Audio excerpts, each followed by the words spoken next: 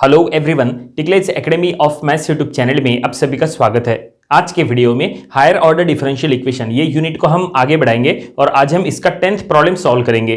तो देखिए, जो प्रॉब्लम आज हमें सॉल्व करना है वो आपके सामने है। क्वेश्चन में क्या लिखा है हम पढ़ेंगे। क्वेश्चन में लिखा है solve d to the power 4 minus 3d square minus 4 of y equals to 5 sine of 2x minus e to the power minus of 2x। तो चलो हम ये प्रॉब्लम सॉल्व करेंगे और ये प्रॉब्लम सॉल्व करने का टेक्निक बिल्कुल वैसा ही रहेगा जैसा हमने इसके पहले के प्रॉब्लम्स में यूज किए थे। इस टाइप की प्रॉब्लम सॉल्व करने के लिए सबसे पहले आपको यहाँ ये फॉर्म को चेक करना पड़ेगा कि ये हायर ऑर्डर डिफरेंशियल इक्वेशन के स्टैंडर्ड फॉर्म में है कि नहीं। हायर ऑर्डर डिफरेंशियल इक्वेशन का स्टैंडर्ड फॉर्म क्या है, देखो आपको बता देते हैं फिर से। f of d of y equals to q of x, ये है हायर ऑर्डर डिफरेंशियल इक्वेशन का स्टैंडर्ड फॉर्म।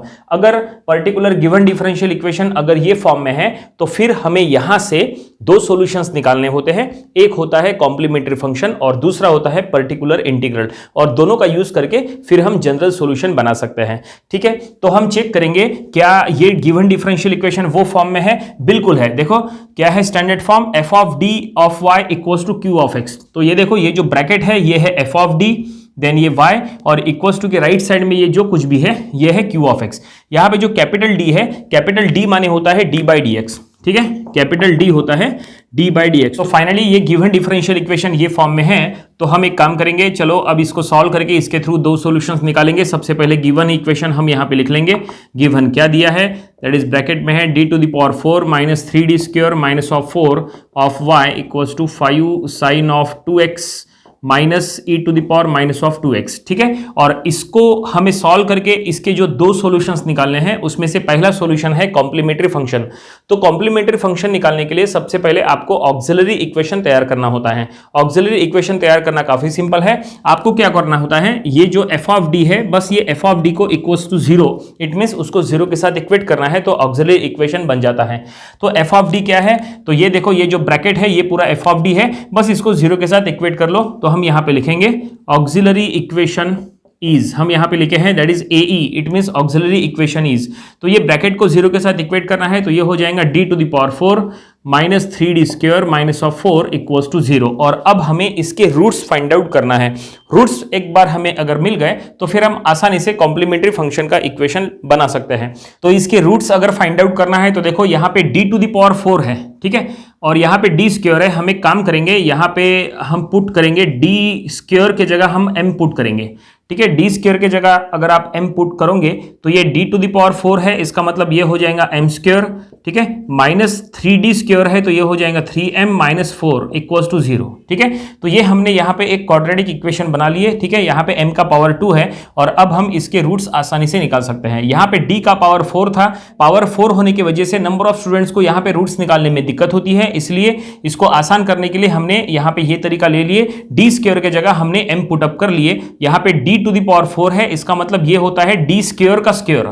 ठीक है, तो d स्क्वायर के जगह हमने यहाँ पे m लिए तो ये m स्क्वायर हो गया, देन यहाँ पे m आ गया और ये माइनस 4 एज इट इज है। और अब हम इसके रूट्स निकालेंगे। तो इसके रूट्स निकालने के लिए देखो, यहाँ पे माइनस 4 है, यहाँ पे माइनस 3 है। हमें कोई ऐसे दो नंबर सोचना है जिनका मल्टीप्लीकेशन माइनस 4 हो और जिसका एडिशन या सब्सट्रैक्शन माइनस 3 हो। ठीक है, हमें ऐसे दो नंबर सोचना है। तो हमने ऐसे दो नंबर सोच लिए हैं, एक है माइनस 4 और दूसरा है 1। माइनस 4 और 1 को मल्टीप्लाई करेंगे तो माइनस 4 आता है, और अगर आप ये दोनों को सब्सट्रैक्ट करोगे तो माइनस 3 आता है। इसका मतलब हम इसके रूट्स आसानी से अब लिख सकते हैं। तो ये हो जाएगा that is m minus 4 and m plus of 1 equals to 0। ठीक है, ये माइनस 4 यहाँ ले लिए और ये प्लस 1 यहाँ ले लिए। ठीक है, तो ये ऐसा हो जाएगा m माइनस 4 इक्वल्स टू 0 और ये m प्लस 1 इक्वल्स टू 0 ऐसा हो जाएगा। ठीक है, और अब m का जो ओरिजिनल वैल्यू है वो हम यहाँ पे पुट कर देंगे। m का वैल्यू क्या है, देखो d स्क्वायर है, क्योंकि हमने d स्क्वायर के जगह m पुट किए थे। तो अब m के जगह जो उसका ओरिजिनल वैल्यू है d स्क्वायर वो पुट करो। तो देखो हम यहाँ पे अब m के जगह d स्क्वायर पुट करने वाले हैं। ठीक है, तो ये हो जाएगा that is d square minus 4 equals to 0 और ये हो जाएगा d square plus 1 equals to 0। तो ये हो गया that is d square equals to 4 और ये हो गया d square equals to minus of 1। ठीक है, हमने उसको राइट साइड में शिफ्ट कर दिए। ये माइनस 1 मतलब i स्क्वायर होता है, तो हम यहाँ पे लिख देंगे दैट इज i स्क्वायर। ठीक है, D square equals to I square. और अब हम यहाँ पे अंडर रूट लेंगे तो डी स्क्वायर इक्वल्स टू 4 है, इसका अंडर रूट लेंगे तो ये ऐसा हो जाएगा, that is D equals to plus minus 2। ठीक है, हमने इसका अंडर रूट ले लिए। और D square equals to I square है तो इसका अंडर रूट लेंगे तो ये हो जाएगा d equals to plus minus i, ऐसा। तो फाइनली ये हमने रूट्स फाइंड आउट कर लिए। और यहाँ पे टोटल 4 रूट्स हमने यहाँ पे निकाले हैं, क्योंकि d का पावर स्टार्टिंग में 4 दिया था।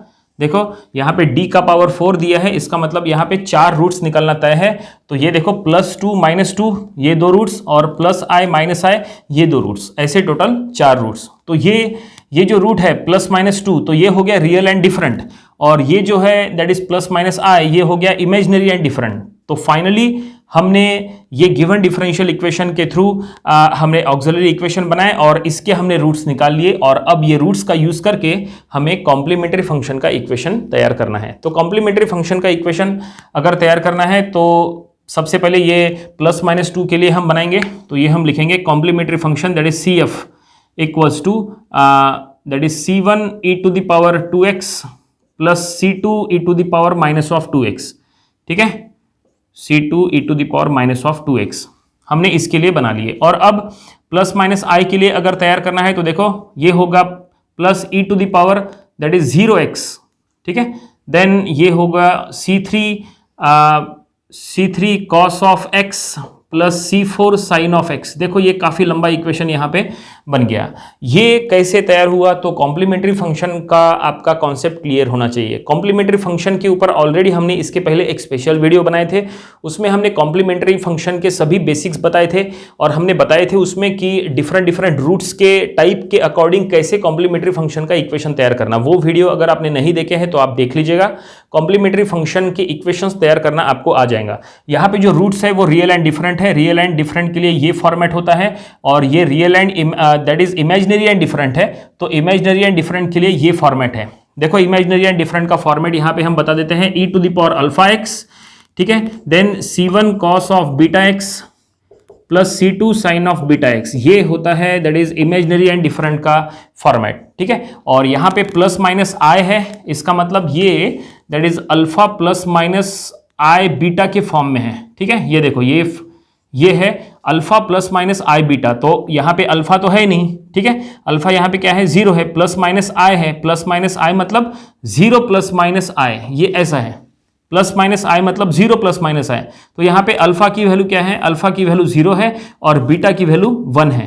ठीक है, i का जो कोएफिशिएंट है वो बीटा होता है और पहला टर्म अल्फा होता है। तो अल्फा अगर आप यहाँ पे पुट करोगे तो e to the power 0x वो हमने लिख दिए, और फिर यहाँ पे cos beta x sign beta x में बीटा की वैल्यू यहाँ पे 1 है तो वो हमने यहाँ पे x के सामने 1 लिख दिए। ठीक है, और यहाँ पे C1 C2 ये हमने स्टैंडर्ड फार्मूला बताया है, लेकिन ये C1 C2 ऑलरेडी हो गया था इसलिए ये C3 C4 के फॉर्म में लिखे। तो इस तरह से ये पूरा जो है कॉम्प्लीमेंट्री फंक्शन का इक्वेशन बन गया। यहाँ पे ये एक्सपोनेंशियल का टर्म लिखना जरूरी नहीं है, आप इसको ऐसा भी लिख सकते हैं, that is CF equals to C1 e to the power 2x plus C2 e to the power -2x plus ये एक्सपोनेंशियल का टर्म छोड़ दो और ये टर्म लिखो C3 cos of that is C3 cos of x, just a minute, C3 cos of x plus C4 sine of x। तो finally जैसा हमने कहा था कि हमें 2 सॉल्यूशंस निकालना होता है CF एंड PI, तो उसमें से पहला सॉल्यूशन CF ये हमने निकाल लिए, दैट इज कॉम्प्लीमेंट्री फंक्शन। और अब हम सेकंड सॉल्यूशन निकालेंगे that is PI, it means particular integral. तो यहाँ पे PI का फार्मूला हम पहले लिख लेंगे। देखो PI का फार्मूला ये होता है particular integral PI equals to 1/f of d into that is Q of x। तो Q ऑफ x जो है इक्वल्स टू के राइट साइड में ये जो कुछ भी है वो हमें लिखना है। देखो यहाँ पे हम पहले फार्मूला लिखते हैं। देखो ये फार्मूला है 1/f of d into Q of x। यहाँ पे अब अगर वैल्यूज पुट अप करेंगे तो f ऑफ d इसका मतलब ये देखो ये y का कोएफिशिएंट ये जो पूरा ब्रैकेट है वो है, और Q of x it means equals to के राइट साइड में ये जो कुछ भी है वो। तो ये हम यहाँ पे लिखेंगे PI equals to 1/f of d, इसका मतलब ये हम लिखेंगे that is d to the power 4 minus 3d square minus of 4। ठीक है, और अब Q ऑफ x हम यहाँ पे लिख देंगे 5 sine of 2x minus e to the power minus of 2x, ये हमने यहाँ पे लिख दिए। ओके, तो ये हम पर्टिकुलर इंटीग्रल यहाँ पे फाइंड आउट कर रहे हैं। और अब यहाँ पे पर्टिकुलर इंटीग्रल फाइंड आउट करते समय पहले इससे हम ये दोनों टर्म्स को मल्टीप्लाई कर लेंगे। ठीक है, देखो दोनों टर्म्स को मल्टीप्लाई करने के बाद ये क्या होता है, यहाँ पे 5 जो है वो हम बाहर ले लेंगे। चलो हम यहाँ पे न्यूमरेटर में ले लेंगे और डिनोमिनेटर में है d to the power 4 minus 3d square minus of 4 then into sine of 2x minus इसको इससे अगर आप मल्टीप्लाई करेंगे तो 1 बाय, तो यहाँ पे ये हो जाएगा d to the power 4 minus 3d square minus of 4 और into that is e to the power minus of 2x। इस तरह से ये हमने दोनों टर्म्स के साथ मल्टीप्लाई कर लिए और अब हमें इसको सॉल्व करना है। तो इसको सॉल्व करने के लिए आपको पर्टिकुलर इंटीग्रल की पूरी जानकारी होना चाहिए। वैसे इसके पहले हमने पर्टिकुलर इंटीग्रल के ऊपर एक स्पेशल वीडियो बनाए थे स्टार्टिंग में, वो वीडियो आप देख लीजिएगा, आपका पर्टिकुलर इंटीग्रल पीआई का पूरा बेसिक कॉन्सेप्ट क्लियर हो जाएगा। इसमें आपको इसकी 6 केसेस की जानकारी होना चाहिए। ठीक है, यहाँ पे ये जो साइन ऑफ 2x है ये कौन से केस में आता है ये पता होना चाहिए। e to the power minus 2x है ये कौन से केस में आता है ये पता होना चाहिए। ऐसे आपको टोटल 6 केसेस की जानकारी होना चाहिए, तो आप आसानी से पीआई फाइंड आउट कर सकते हैं। तो चलो अब हम यहाँ बताते हैं कि ये एक्सपोनेंशियल और साइन 2x कौन से केस में आता है। तो ये जो एक्सपोनेंशियल है ये केस 1 में आता है और साइन 2x ये केस 2 में आता है। ठीक है, देखो यहाँ पे केस की जानकारी अगर दे तो ऐसा है, that is PI find out करते समय 1 बाय एफ ऑफ डी और e to the power ax।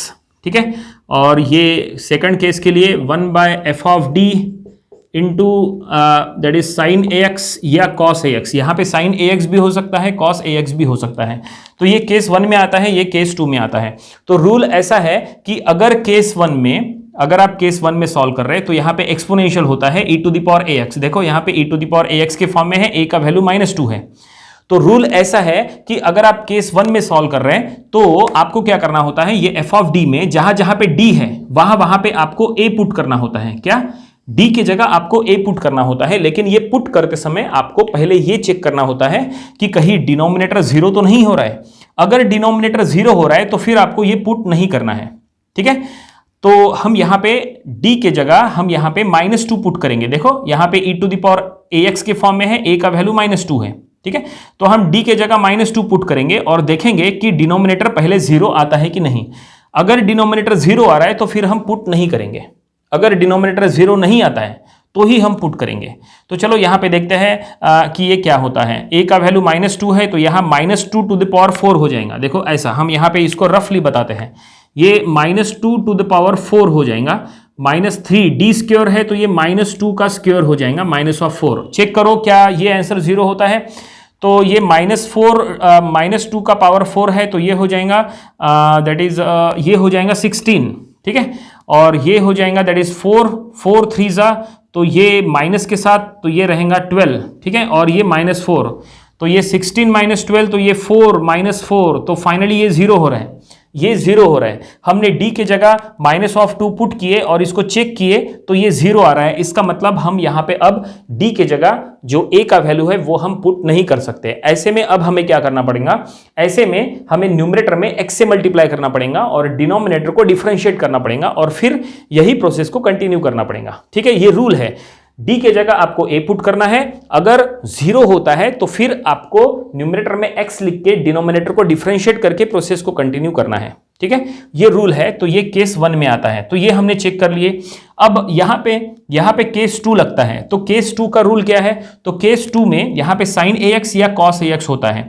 तो अगर साइन ax cos ax हो तो ऐसे में जो भी f ऑफ d का इक्वेशन होता है उसमें d स्क्वायर के जगह, देखो d स्क्वायर के जगह -a² पुट करना होता है। d स्क्वायर के जगह -a² पुट करना होता है। माइनस अलग है और a² अलग है, माइनस का स्क्वायर नहीं करना है। ठीक है, तो d स्क्वायर के जगह -a² पुट करना है और फिर से पहले डिनोमिनेटर चेक करना है कि क्या वो 0 हो रहा है। अगर डिनोमिनेटर 0 हो रहा है तो फिर आपको वही जैसा हमने यहाँ किए थे, न्यूमरेटर में x से मल्टीप्लाई करके डिनोमिनेटर को डिफरेंशिएट करना है। तो चलो यहाँ पे देखते हैं कि क्या होता है। तो यहाँ पे साइन 2x है, तो साइन ax के साथ अगर आप कंपेयर करोगे तो a का वैल्यू यहाँ पे 2 है। तो यहाँ पे ये f ऑफ d के इक्वेशन में d स्क्वायर की जगह -a², इसका मतलब -2² पुट करना है। तो चलो हम यहाँ पे रफ में पहले इसको चेक करके देखते हैं। d टू द पावर 4 है, d टू द पावर 4 इसका मतलब ये d स्क्वायर का स्क्वायर होता है, d टू द पावर 4 मतलब, देन -3d² -4 ये ऐसा है। ठीक है ना, तो d स्क्वायर की जगह -a², इसका मतलब -2² आएगा। ठीक है, ये ऐसा, और फिर यहाँ पे माइनस ऑफ 3d स्क्वायर के जगह माइनस ऑफ a स्क्वायर, इसका मतलब माइनस ऑफ 2 स्क्वायर हम पुट कर रहे हैं, और फिर ये -4। तो ये हमने इस तरह से पुट करना है। चलो देखते हैं कि क्या ये 0 होता है। तो ये जहां तक 0 नहीं होगा, देखो ये माइनस ऑफ 2 स्क्वायर मतलब माइनस ऑफ 4 का स्क्वायर, ठीक है, ये माइनस यहाँ पे है 2 स्क्वायर, हमने 4 कर दिए, और अब इसको ब्रैकेट में लेके इसका स्क्वायर है माइनस, ये देखो ये माइनस हम यहाँ ले लेंगे तो ये प्लस हो जाएगा, और ये 2 स्क्वायर मतलब 4, 4 3 ये हो जाएगा 12, और ये माइनस ऑफ 4।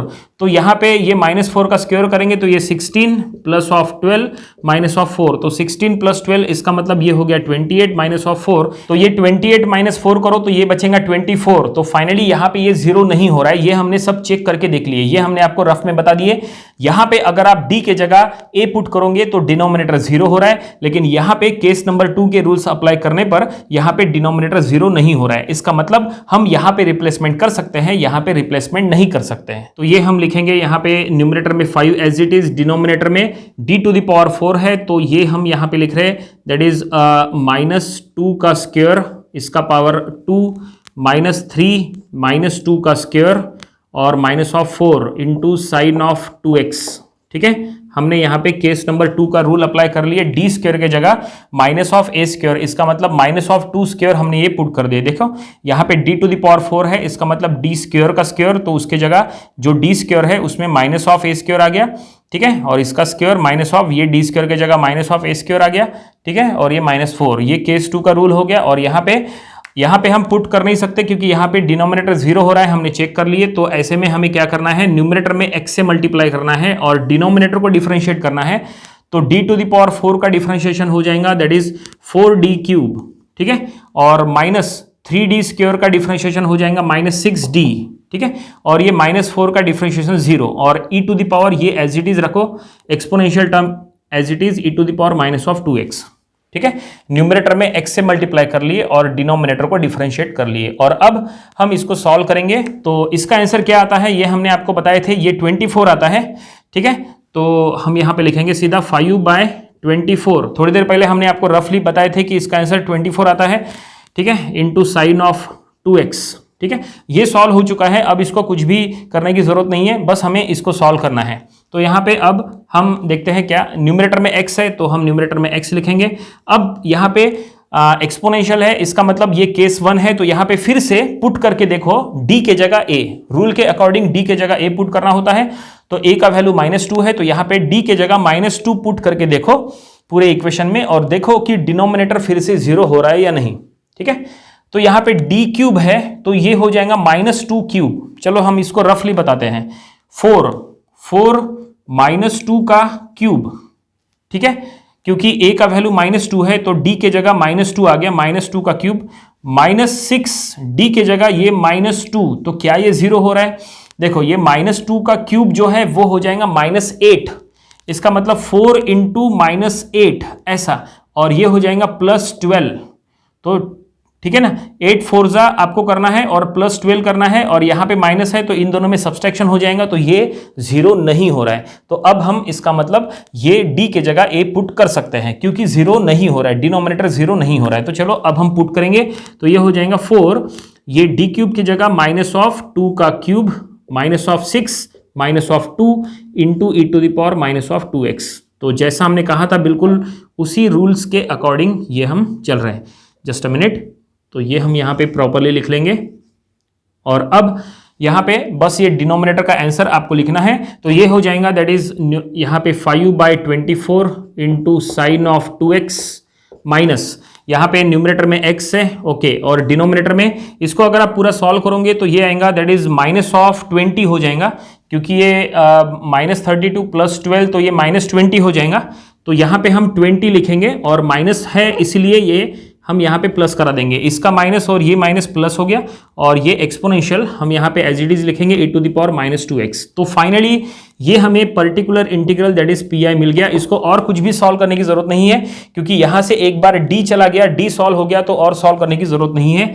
तो ये हमें पी आई मिल गया। इसका मतलब जो हमने दो सॉल्यूशंस कहे थे वो दोनों सॉल्यूशंस हमने यहां पे निकाल लिए। पहला सॉल्यूशन CF ये हमने निकाले थे और दूसरा सॉल्यूशन PI ये हमने निकाल लिए। लेकिन प्रॉब्लम कंप्लीट नहीं हुआ है। अब हमें क्या करना है, अब हमें ये CF और PI का यूज करके जनरल सॉल्यूशन तैयार करना है। तो चलो हम यहां पे लिखेंगे जनरल सॉल्यूशन। तो देखो यहां पे हम सॉल्व करेंगे जनरल सॉल्यूशन इज, तो जनरल सॉल्यूशन हम लिखेंगे y equals to that is CF plus PI। हमें ऐसा लिखना है, ठीक है। बस यहाँ पे CF और PI की इक्वेशन लिखना है और उसको ऐड करना है और कुछ भी सॉल्व करने की जरूरत नहीं है, तो वही हमारा जनरल सॉल्यूशन बन जाएगा। CF ये काफी लंबा इक्वेशन है, वो हम यहाँ पे रखेंगे तो ये इतनी जगह में आएगा नहीं, फिर भी हम थोड़ा सा एडजस्ट करेंगे। y equals to CF that is C1 e to the power 2x plus C2 e to the power minus of 2x plus C3 cos of x, ठीक है, plus C4 sine of x। ये हमने पूरा CF लिख दिए, ठीक है। और अब हम ये PI लिख देंगे 5/24, तो हम लिखेंगे plus 5/24 into sine of 2x then plus x/20 into e to the power minus of 2x, ठीक है। तो ये हमने CF और PI दोनों को हमने यहां पे लिख दिए और फाइनली ये हमें जो मिला है ये है जनरल सॉल्यूशन और प्रॉब्लम यहीं पे कंप्लीट हो गया। उम्मीद करते हैं कि ये प्रॉब्लम आपको समझ में आया होगा। ये प्रॉब्लम आपको अपनी प्रैक्टिस बुक में जरूर सॉल्व करके देख लेना चाहिए। इसके पहले जो हमने CF और PI के ऊपर स्पेशल जो वीडियोस अपलोड किए थे वो भी आप देखिए, उससे आपका CF और PI का पूरा बेसिक कॉन्सेप्ट क्लियर हो जाएगा। ये था हायर ऑर्डर डिफरेंशियल इक्वेशन का प्रॉब्लम नंबर 10। इसके पहले जो हमने इसके 9 प्रॉब्लम्स लिए थे वो भी आपको स्टडी कर लेना चाहिए और इसके आने वाले वीडियोस में हम इसके और भी नंबर ऑफ प्रॉब्लम्स कवर करेंगे ताकि इसकी अच्छी खासी प्रैक्टिस हो जाए। तो मिलते हैं नेक्स्ट वीडियो में। Thank you very much.